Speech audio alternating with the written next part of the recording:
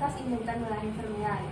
Entonces, tenemos que la creación de enfermedades para todo tipo de nimiedades o conductas naturales que solamente divergen del statu quo, especialmente de carácter mental, son compañías en las cuales las industrias farmacéuticas con las compañías de marketing se alían para así poder crear supuestas enfermedades, en este caso supuestas enfermedades mentales, pero estas tienen una pequeña particularidad.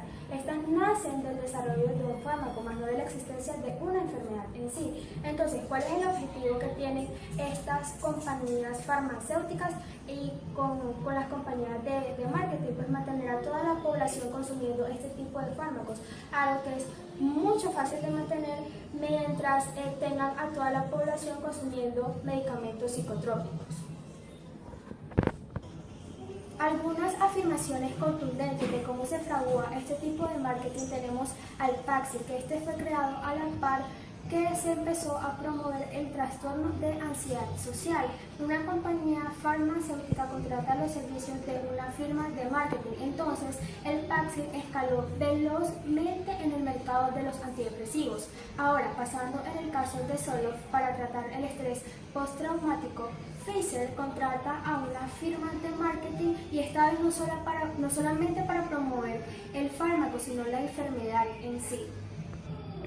El trastorno bipolar también sufre un crecimiento exponencial después de que un famoso científico de la prestigiosa Universidad de Harvard, el Dr. Biederman, consideró esta enfermedad muy común bajo el estudio de 25 farmacéuticas.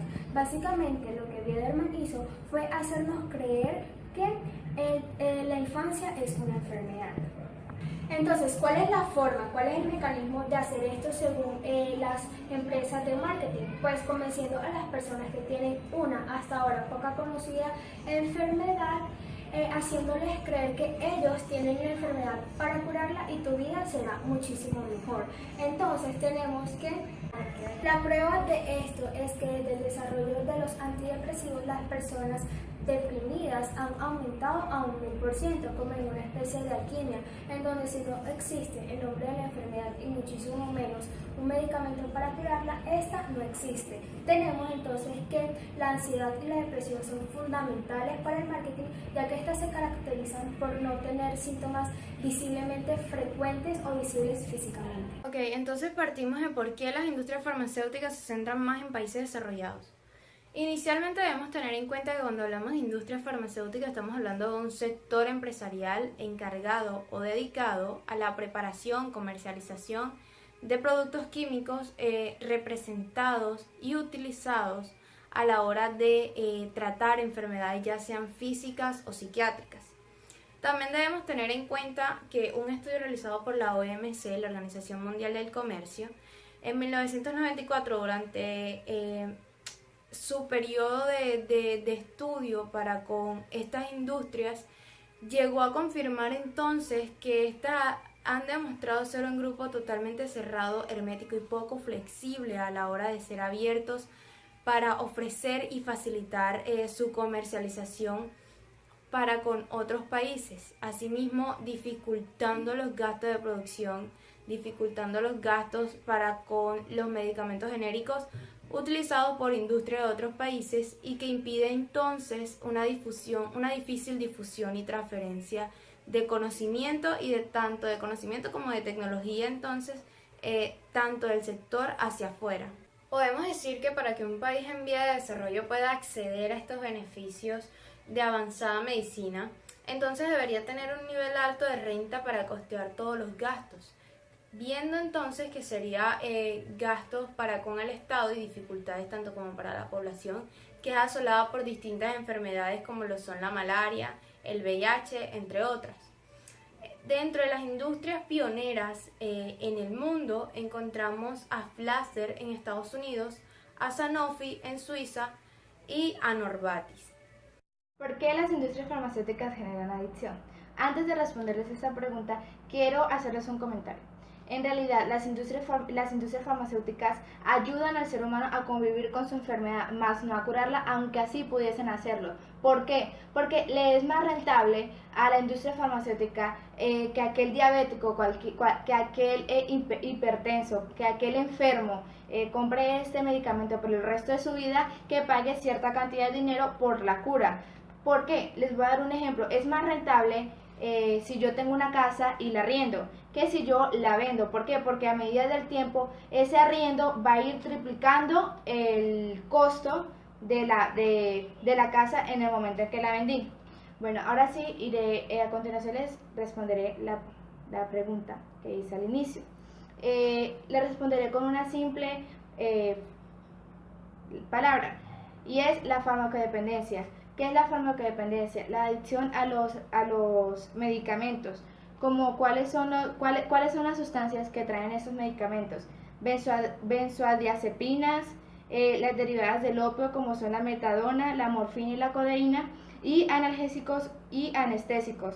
Estas sustancias usadas ayudan a controlar, a manejar cierto tipo de enfermedades, pero también generan otras como son la insomnia y la ansiedad.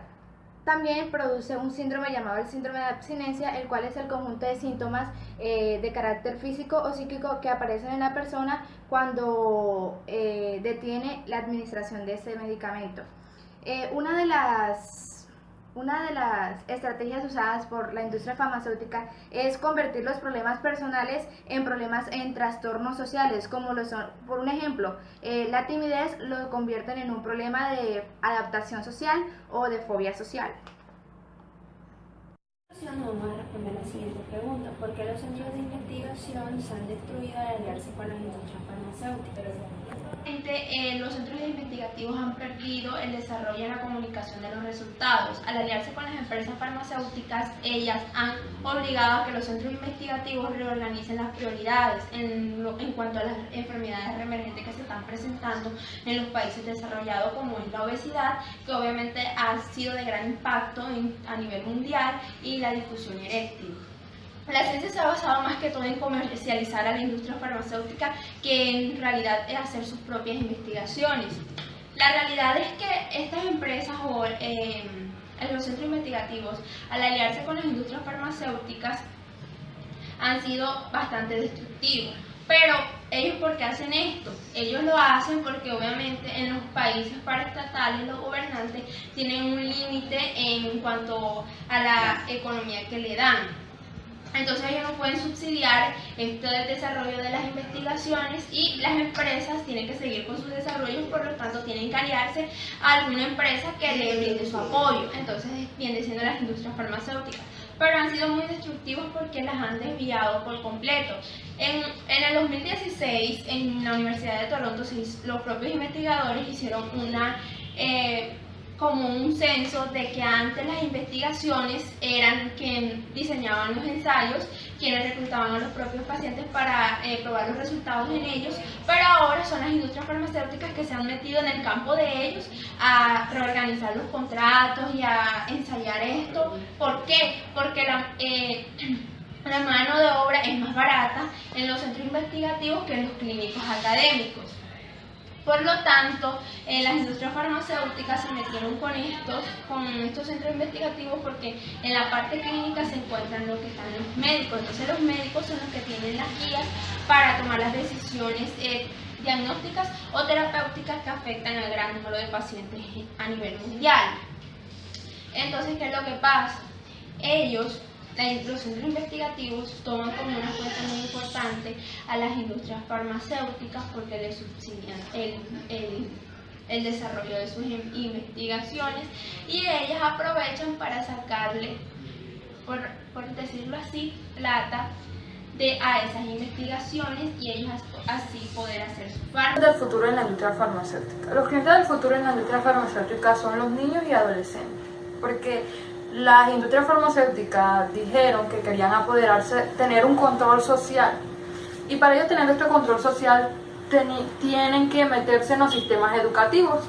Por lo tanto, ellos dicen que no quieren que los niños lleguen a trabajar en un futuro. Por esta razón, en los años 50, las industrias farmacéuticas deciden reunirse con diferentes psiquiatras y diferentes psicólogos en la Casa Blanca para hacer una reestructuración del sistema educativo. En los años 60 se ve que han progresado mucho los psiquiatras y psicólogos. A raíz de esto, porque ellos han sido implementados en las escuelas para diagnosticar a los estudiantes con algunas enfermedades mentales, como son el ADD, que es el déficit de atención.